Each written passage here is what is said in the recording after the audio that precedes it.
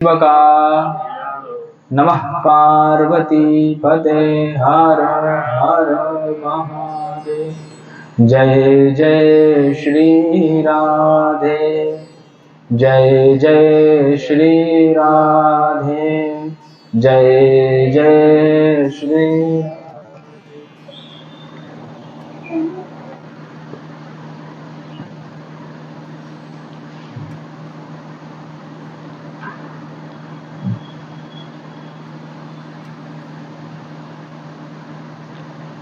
भगवद वांछा कल्पतरु कृपा सिंधु भगवान श्री कृष्ण चंद्र की करुणा से श्री किशोरी जी श्री राधा रानी की निर्व्याज कृपा से पितृपक्ष के इस पावन महीने में, पावन माह में हम सभी को श्रीमद् भागवत ज्ञान यज्ञ सत्र में उपस्थित रहकर कथामृत आस्वादन करने का परम सत सौभाग्य प्राप्त हो रहा है। अतः आज के इस सत्र में उपस्थित आप सभी के हृदयस्थ विराजमान परम पुरुष परमात्मा के चरणों में प्रणाम करता हुआ आज की कथा प्रारंभ करें। और आज की कथा की विशेषता ये है, अब यहाँ की कथा की विशेषता ये है कि यहाँ के हमारे जो प्रधान श्रोता हैं वो स्वयं महादेव विराजमान हैं। श्री हनुमान जी महाराज बैठे हैं। तो अब बाहर वाले बैठे या ना बैठे, हमारे मुख्य श्रोता हनुमान जी हैं और महादेव, और इनके साथ बैठकर कथा सुनने का ये परम सौभाग्य, अति दुर्लभ संयोग है। पितृपक्ष का पर्व है तो इस पर भी कुछ कहूं। अक्सर लोग जब पितृपक्ष की बात आती है तो भागवत की बात करते हैं। तो ये कथा, इस कथा के मुख्य श्रोता तो महादेव हैं, हनुमान जी हैं, लेकिन ये कथा हम सभी के पूर्वजों को समर्पित है।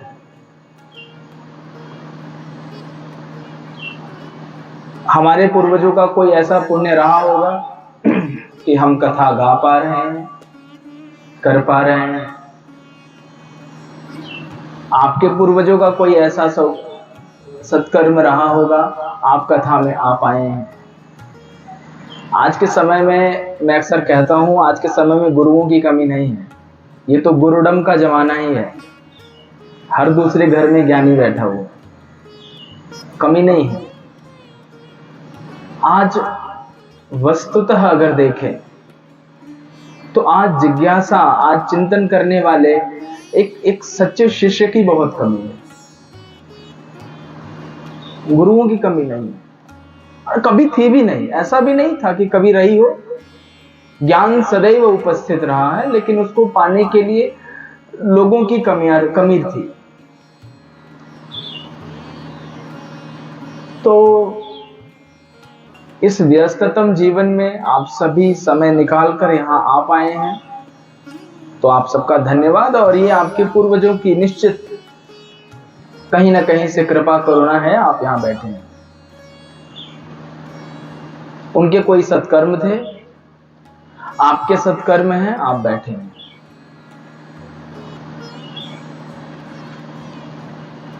इस माह में आपने अपने पूर्वजों के निमित्त क्या किया मुझे खबर नहीं, लेकिन अगर आपने सप्ताह श्रवण किया तो इससे बड़ा श्राद्ध और इससे बड़ी श्रद्धांजलि उनके लिए कुछ भी नहीं।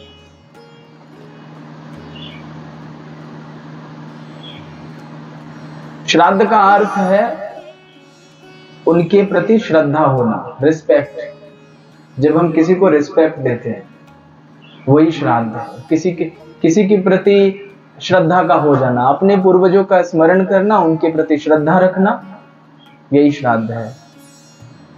और ये सच्ची श्रद्धांजलि है।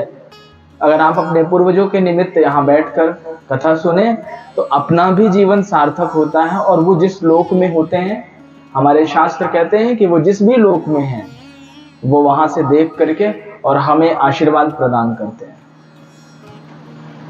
और भागवत कथा के श्रवण से हमारे जीवन के जितने भी पाप हैं, जितने भी हमारे जीवन के दुर्गुण हैं, जितने भी हमारे जीवन की बुरी आदतें हैं, वो प्रायः हमसे दूर हो जाती है। भागवत कथा वस्तुतः आज के इस दिवस में, आज के इस सत्र में हम भागवत की कथा तो कह ही रहे हैं आपसे, लेकिन आज कथा की कथा कहेंगे। भागवत कथा की जरूरत तो है ही, लेकिन भागवत कथा क्या है, भागवत कथा का रहस्य क्या है, भागवत कथा की आवश्यकता क्यों है, हमें किसी की परमात्मा की जरूरत क्यों है, हमें भगवान की आवश्यकता क्यों है, हमें अध्यात्म की जरूरत क्यों है, हमारे जीवन में अध्यात्म की आवश्यकता क्या है, हमारे जीवन में भक्ति की आवश्यकता क्यों है, हमारे जीवन में कथा की आवश्यकता क्यों है, सत्संग की आवश्यकता क्यों है। तो उसी पक्ष में पद्म पुराणांतर्गत श्रीमद् भागवत का महात्म्य वर्णित है, हम उसकी चर्चा करेंगे आज आप सभी से। तो आइए आज के इस परम पावन पुनीत सत्र में हम सभी प्रवेश करें, और ये ध्यान में रखते हुए, ये स्मरण में रखते हुए कि यहाँ हम बैठे हैं अपने जीवन को परम दिव्यता की ओर ले जाने के लिए। ये जीवन, ये सत्संग, ये क्षण, ये जीवन में हमेशा नहीं होते, लेकिन जब भी हो उसका हमें लाभ लेना चाहिए। और ये जीवन का असली चमत्कार है कि आपके जीवन में सत्संग है, और एक ऐसा धर्म ग्रंथ है जिसके सूत्रों का अगर आपने अक्षरशः पालन किया तो कृष्ण प्राप्ति हो सकती है। दुनिया के ऐसे किसी भी ग्रंथ में इतना सामर्थ्य नहीं है, मैं यकीन से आपसे कहता हूं, विश्वास के साथ ये बात कह रहा हूं कि दुनिया के किसी भी ग्रंथ में इतना सामर्थ्य नहीं है कि वो आपको कृष्ण से मिलवा दे। श्रीमद् भागवत इकलौता ऐसा ग्रंथ है जिसके आश्रय में रहकर जीव कृष्ण की प्राप्ति कर लेते हैं। इतना आकर्षण है इस कथा में, जैसे किसी की कोई ऐसी आकर्षक वस्तु होती है, आप बड़ी सहजता से उसकी तरफ खींचे चले जाते हैं कि नहीं जाते? न चाहते हुए भी कई दफा ऐसी चीजें आपकी आंखों से गुजर जाती हैं कि आप न चाहते हुए भी उधर देखते हैं कि नहीं देखते? आकर्षण। भागवत कथा ऐसी कथा है जो आपको इतना आकर्षण बना देती है कि कृष्ण आपकी तरफ देखने लगता है, आपके जीवन को इतना आकर्षक बना देगी, इतना दिव्य, इतना खूबसूरत बना देगी कि आपका जीवन और आप इतने आकर्षक हो जाएंगे। मैं अक्सर कहता हूं कि बाहर के जो लोग हैं वो ब्यूटीफुल होते हैं, लेकिन जो भक्त होता है वो ब्यूटी इनकारनेशन है, जिसकी तरफ कृष्ण स्वयं खींचा चला है। आप विचार करिए कितनी ऊंची बात है।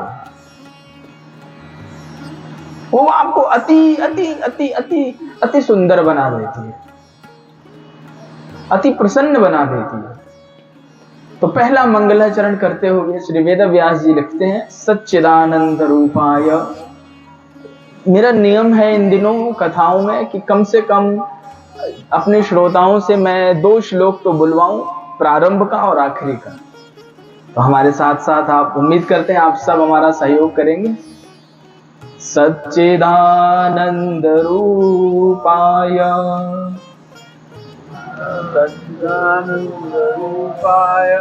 विश्वोत्पत्त्यादि हेतवे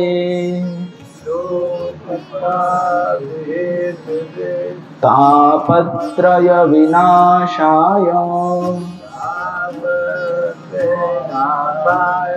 श्री कृष्णाय वयं नुमः। तो पहले श्लोक में श्री महर्षि वेदव्यास भगवान श्री कृष्ण को प्रणाम कर रहे हैं। कह रहे हैं भगवान श्री कृष्ण कैसे हैं, परमात्मा कैसा है, श्री कृष्ण कैसे हैं। तो श्री कृष्ण कौन है, कैसे हैं और कौन है, दो ही तो प्रश्न है हमारे जीवन के।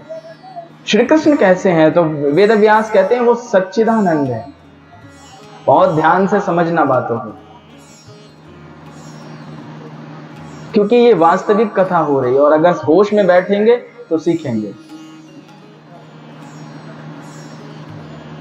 आजकल हर चीज अपने मौलिक रूप से खिसक चुकी है, हर चीज अपने अब हर चीज में इतनी मिलावट आ गई है ना, वो अपनी हर मौलिक चीज से खिसक चुकी है। तो हम कोशिश कर रहे हैं गुरु की कृपा से कि हर जीव के जहां भी मैं जा सकूं और जहां भी मैं कर सकूं, एक प्रयास है कि जीव तक वास्तविक कथा पहुंचे। तो इसलिए निवेदन है बड़े गहराई से और बड़ी समझ के साथ बैठना। श्री कृष्ण कौन है और श्री कृष्ण कैसे हैं, तो वेदव्यास कह रहे हैं वो सच्चिदानंद है, वो सत है, वो चित है, वो आनंद है।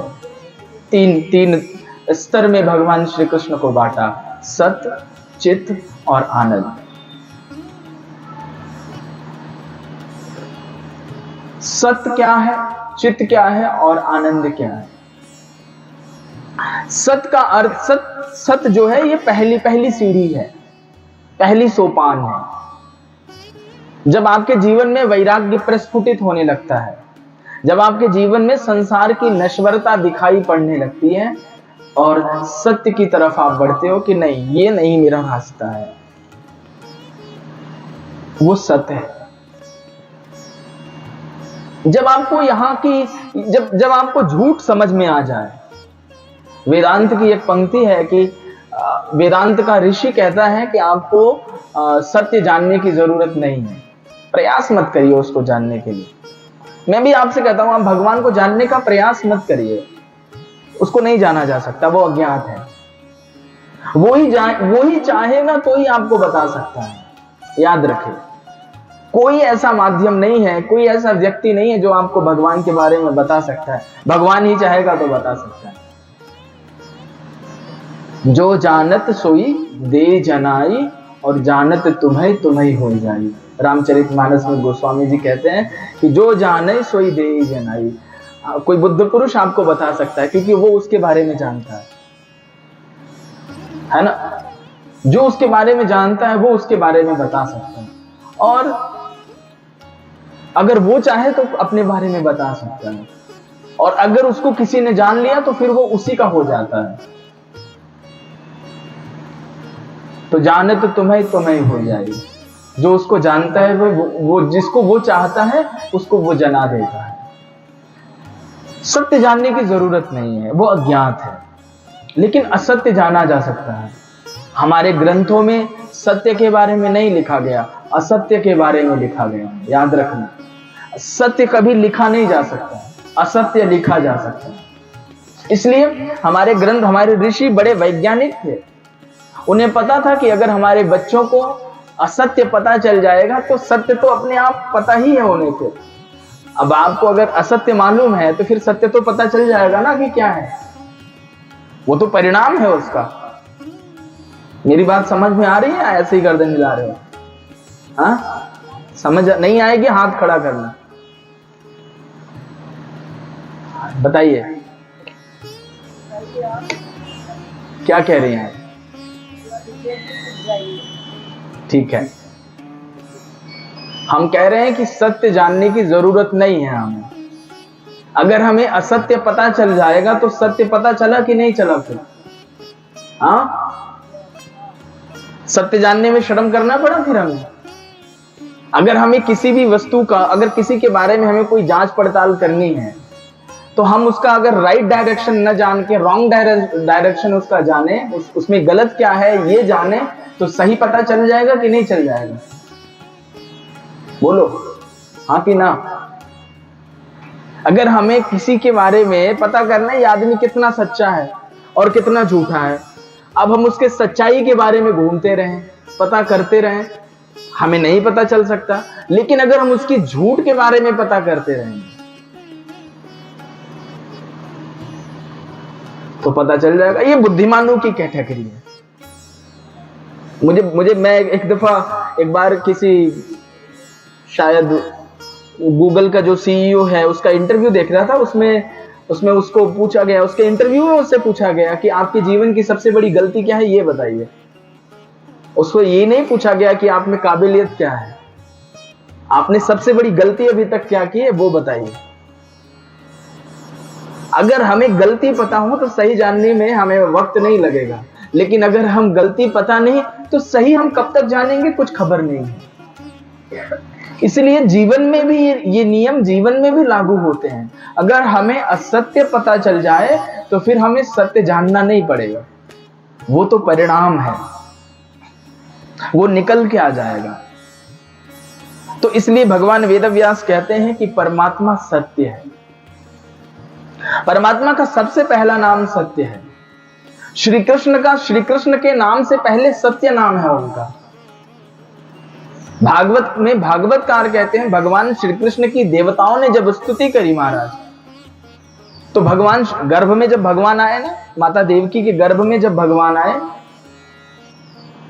तो देवताओं ने भगवान को किस नाम से पुकारा?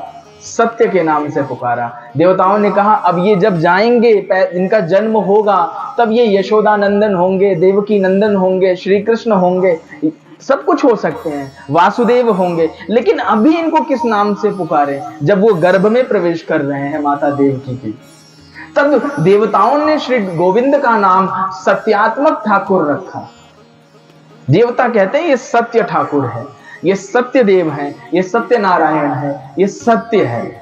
तो भगवान का सबसे पहला नाम सत्य है। ये ऐसा सत्य है जो परिवर्तित नहीं होता, याद रखना। सत्य की भी बहुत सारी कैटेगरीज हैं। एक सत्य वो है जिसको हम सभी जानते हैं, लेकिन हमारा सत्य परिवर्तित हो जाता है। अभी मैं आपसे पूछूं आपकी अवस्था कितनी है? अलका भैया आपकी अवस्था कितनी है? 26।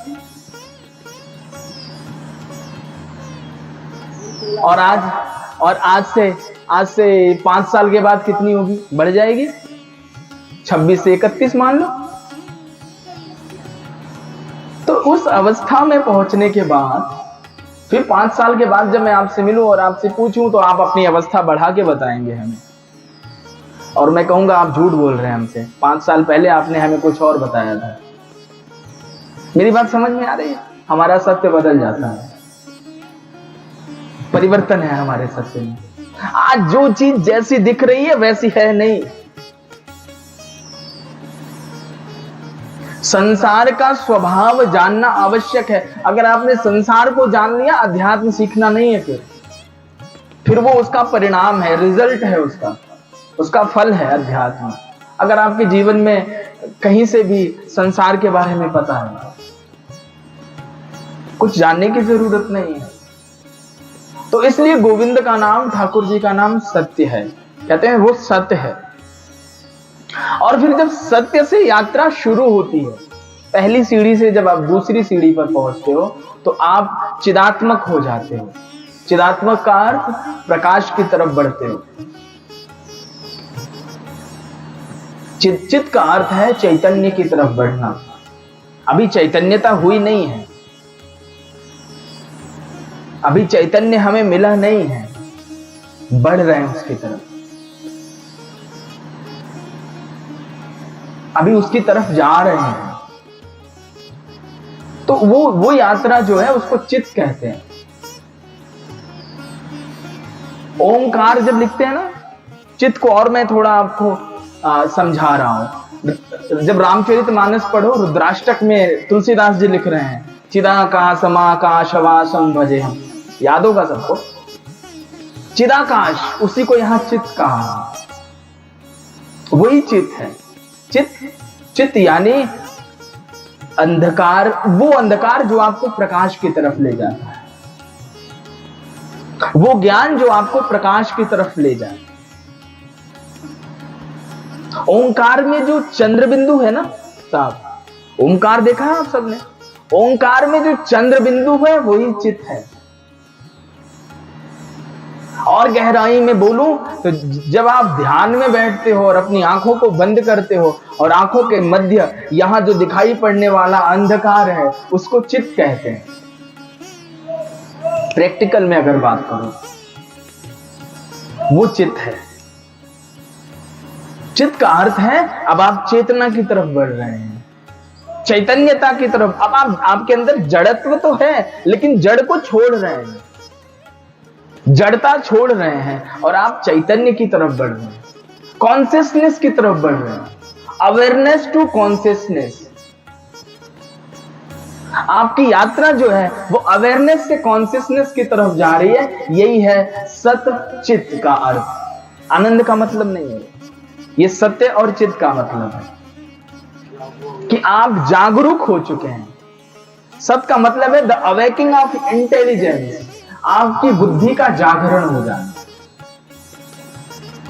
अगर अंग्रेजी में बोले तो इसको कहते हैं द अवेकिंग ऑफ इंटेलिजेंस, आपकी बुद्धि का जागरण हो जाना। कैसी है हमारी अंग्रेजी, अच्छी है ना? बुद्धि का जागरण वो सत्य है, और वो जो अवेयरनेस है, वो जो हमें कॉन्शियसनेस की तरफ ले जा रही है, होश की तरफ ले जा रही है, वो है चित्त। और जब हम चैतन्य की अवस्था पर पहुंचते हैं तब जीवन में आनंद सहज आ जाता है। परमात्मा का पूर्ण नाम है आनंद। आनंद यानी आनंद, प्रसन्नता, अकिंचन, किसी भी परिस्थिति में रहेगा, खुश रहेगा। ठाकुर जी को देखो, भगवान श्री कृष्ण को देखो, उनके जीवन में कोई ऐसा लम्हा था जब वो दुखी नहीं थे।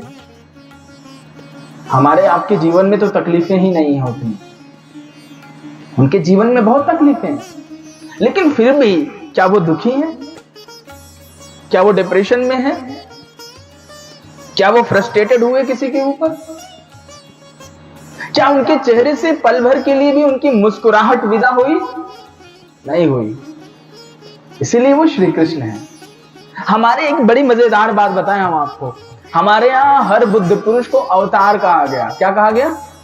भागवत में भी हम अवतार की कथा सुन रहे हैं, कहते ना भगवान के अवतार हैं, राम हो, कृष्ण हो, ये सभी भगवान के। अवतार का मतलब क्या होता है, कोई बताएगा यार? अवतार किसे कहते हैं?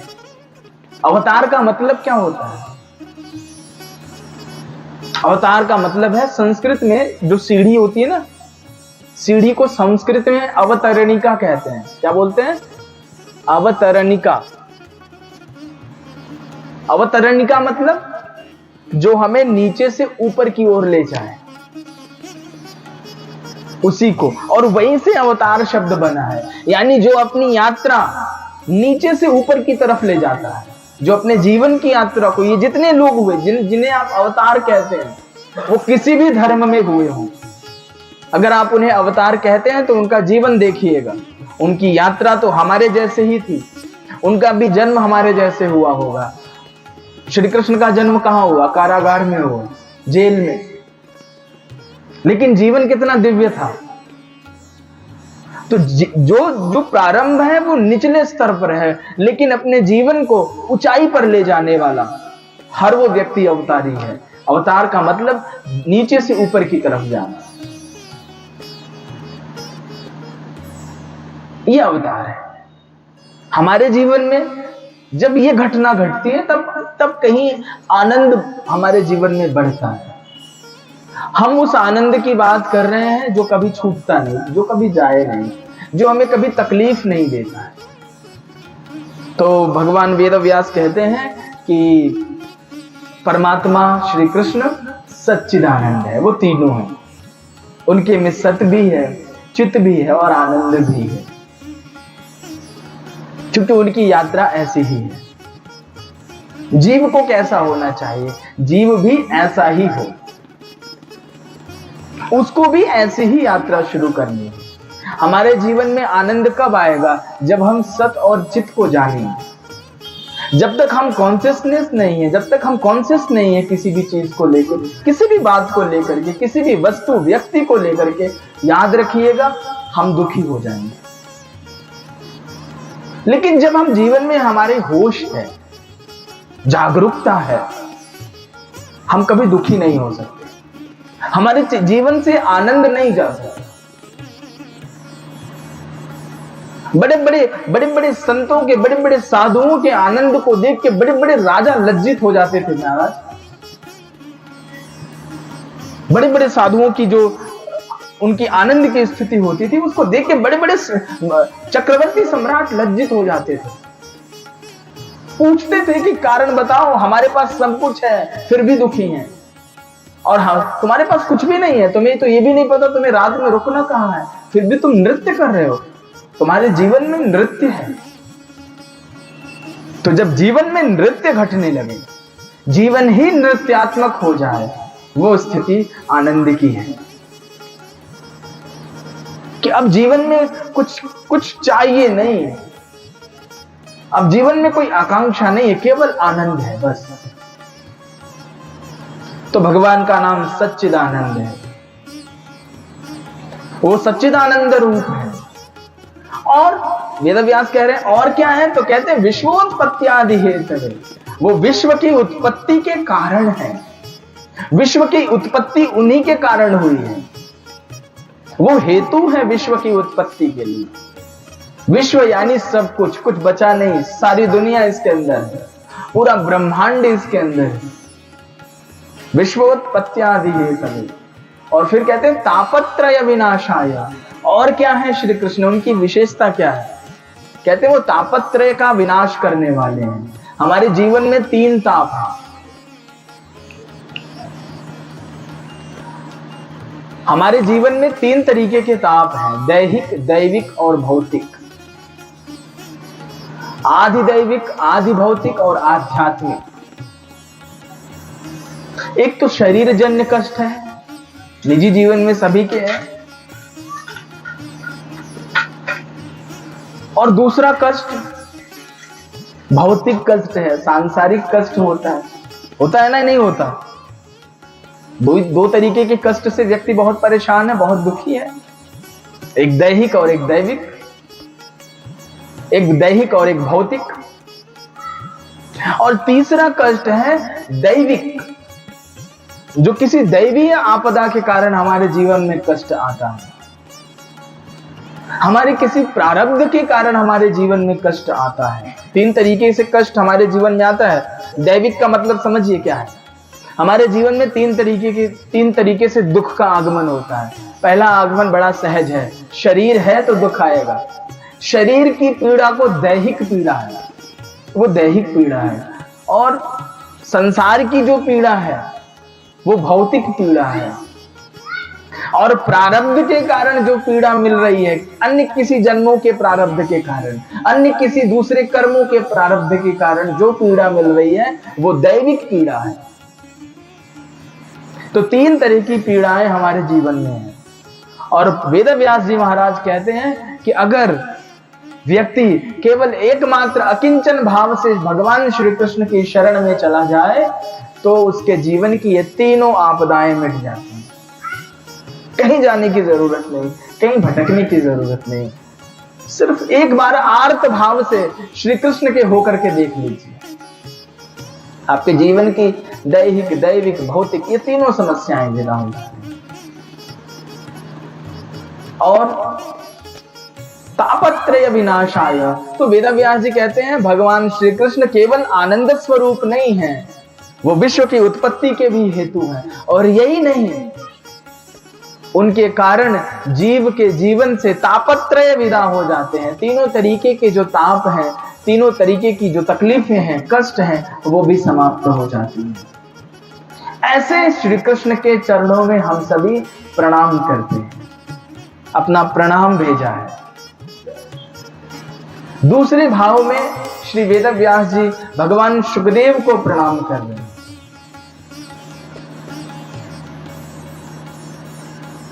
यम प्रव्रजन्तमनुपेतमपेत कृत्यम द्वैपायनो विरह कातर आचुभाव पुत्रेति तन्मयतया तरवोभिनेदुस्तं सर्वभूत हृदयं मुनिमानतोऽस्मि। श्री वेदव्यास जी महाराज कहते हैं कि मैं ऐसे परमहंस अवधूत शिरोमणि महात्मा शुकदेव को प्रणाम करता हूं जो जन्म लेते ही जन्म के चक्र से छूटना चाहता है। सुखदेव कौन है? जो जन्म तो लेता है लेकिन जन्म के चक्र से छूटना चाहता है। जो जन्म तो लेता है लेकिन जन्म के बंधन में रहना नहीं चाहता, उसे अवधूत कहते हैं। जिसके जीवन में, जिसने जन्म तो ले लिया कारणवश, किसी पर कृपा करने के लिए, किसी भी कारण से उसने जन्म तो ले लिया, लेकिन वो इस शरीर चक्र में बंधना नहीं चाहता, वो है सुखदेव जी। कहते हैं कि भगवान सुखदेव यम प्रव्रजंत मनुपेतमपेत कृत्यम, जैसे ही उनका जन्म हुआ, उनके शरीर के किसी तरीके के कोई संस्कार नहीं, नामकरण, जात कर्म इत्यादि कोई संस्कार नहीं हुए, और जंगल की तरफ भागे कि ये जो माया है ये हमें पकड़ ना ले। सुखदेव भी भागे, लेकिन वेदव्यास कहते हैं सुखदेव जी भागे माया के कारण, संसार छोड़कर भाग रहे। ऐसे परमहंस वीतराग अवधूत शिरोमणि भगवान सुखदेव को प्रणाम है, जो जन्म लेते ही सन्यास के रास्ते पर चलने को तत्पर है, जिसके जीवन में प्रारंभ से ही अध्यात्म का पुष्प खिला हुआ है।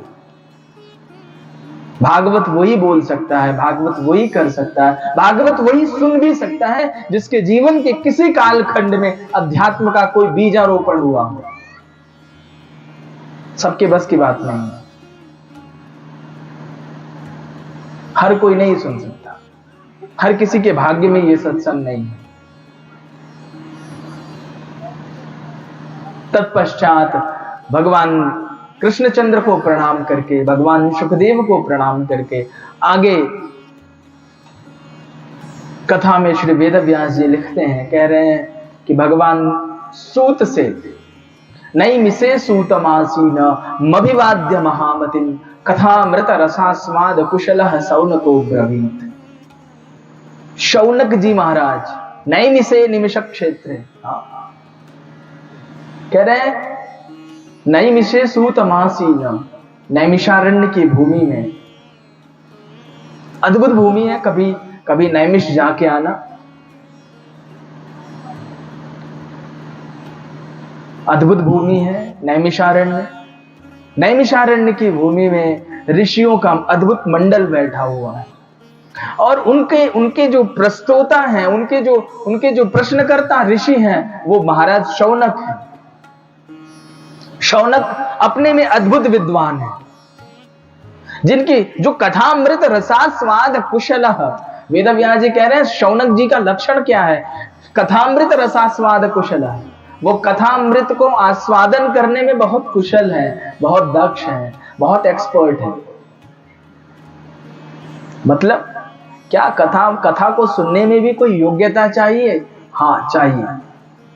कथा को सुनने में आपकी सबसे बड़ी योग्यता है आपका प्रेजेंस, शारीरिक नहीं, चेतसिक। शरीर भी बैठा रहे, मन जाए तो जाए, बुद्धि भी यही हो। चेतसिक, आपका चेतसिक प्रबंध अच्छा हो, तब आप कथा का आस्वादन कर पाएंगे। आप यहां बैठे हो, मन और बुद्धि कहीं और है, तो फिर उसका कोई अर्थ नहीं। आप यहां बैठे हो और बैठे बैठे सो गए। हमारी कथाओं में अक्सर ऐसा हो जाता है, लोग सो जाते हैं। कई बार लोग हमसे आके कहते हैं कि आचार्य जी वो तो सो गए। तो मैंने कहा अच्छी बात है, मेरी एक ऐसी कथा है जिसमें लोग आके सो सकते हैं। सोता कब है व्यक्ति? जब वो अपने आप को रिफ्रेश महसूस करता है, जब आप उसके मन में हल्कापन महसूस होता है। अरे सीधी सी बात समझो, जल बह रहा है और जल बह रहा है, उसके नीचे मिट्टी कंकड़ पत्थर कब दिखाई पड़ते हैं? जब जल साफ हो। गंगा जी यहां भी बह रही हैं और गंगा जी हरिद्वार ऋषिकेश में भी बह रही हैं। ऋषिकेश में गंगा जी जब बह रही हैं, उनके नीचे का जल देखो आप, नीचे के कंकड़ पत्थर दिखाई पड़ते हैं घाट के किनारे, यहां नहीं दिखाई पड़ेंगे। क्यों? क्योंकि जल स्वच्छ है। तो जैसे जैसे आपके अंदर आप प्यूरिफाई होने लगते हो, भीतर से आप हल्के होने लगते हो, तो जब व्यक्ति बहुत सुकून में होता है तो सो लेता है। और निद्रा पुण्य का काम है। किसी की निंदा करने की अपेक्षा निद्रा में चले जाओ, अच्छा है, पुण्य है वो। सही कह रहा हूं आपसे। किसी की निंदा करो बैठ के, उससे अच्छा सो जाओ। तो कथामृत रसास्वाद कुशल है शौनको ब्रवीत। शौनक जी कैसे हैं? कथामृत का आस्वादन करने में बहुत कुशल है, बहुत दक्ष हैं, बहुत बहुत तीव्र मेधा के हैं। कौन सा प्रश्न गुरु से पूछना चाहिए, शौनक जी जानते हैं। शौनक के पास वो योग्यता है कि वो अपने गुरु से प्रश्न पूछ सके। प्रश्न पूछना भी सबको नहीं आता, सच्चाई बता रहे हैं आपको।